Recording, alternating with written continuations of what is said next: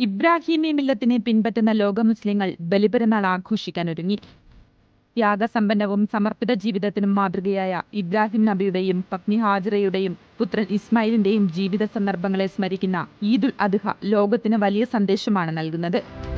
ലോകം മുഴുവൻ ആഘോഷത്തിന് തയ്യാറെടുക്കുമ്പോൾ യുഎഇയിലും വിപുലമായ ഒരുക്കങ്ങളാണ് നടക്കുന്നത്. മസ്ജിദുകളിലും ഈദ്ഗാഹുകളിലും പെരുന്നാൾ നമസ്കാരത്തിനുള്ള ഒരുക്കങ്ങൾ പൂർത്തിയായി കഴിഞ്ഞു.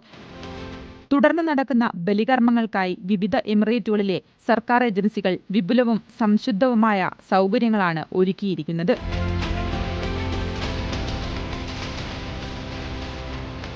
പെരുന്നാൾ നമസ്കാരങ്ങൾക്കും ബലികർമ്മങ്ങൾക്കും ശേഷം കുടുംബങ്ങളും സുഹൃത്തുക്കളും തമ്മിലുള്ള സംഗമങ്ങളും സജീവമാകും.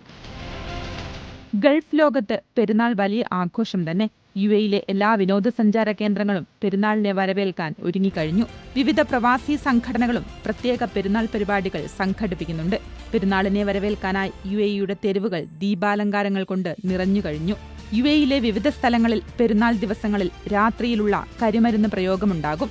അബുദാബി ഷെയ്ഖ് സയ്യിദ് മസ്ജിദിൽ പെരുന്നാൾ നമസ്കാരത്തിന് 10,000 എത്തിച്ചേരും. ദുബൈയിൽ വിവിധ സ്ഥലങ്ങളിൽ മലയാളം, ഉറുദു, ഹിന്ദി തുടങ്ങിയ ഭാഷകളിലുള്ള ഈദ്ഗാഹുകൾ ഒരുക്കിയിട്ടുണ്ട്.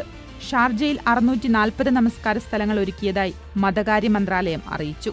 പള്ളികളിലും ഈദ്ഗാഹുകളിലും അറബി കൂടാതെ ഉറുദു, മലയാളം, തമിഴ്, ഇംഗ്ലീഷ് എന്നീ ഭാഷകളിലും പ്രസംഗങ്ങൾ തയ്യാറാക്കിയിട്ടുണ്ടെന്നും അധികൃതർ വ്യക്തമാക്കി. ഒമാനിൽ തിങ്കളാഴ്ചയാണ് പെരുന്നാൾ. Saudi Arabia, Bahrain, Qatar, Kuwait എന്നീ രാജ്യങ്ങളിലും പെരുന്നാൾ ഒരുക്കങ്ങൾ പൂർത്തിയായി. കേരളത്തിൽ തിങ്കളാഴ്ചയാണ് പെരുന്നാൾ.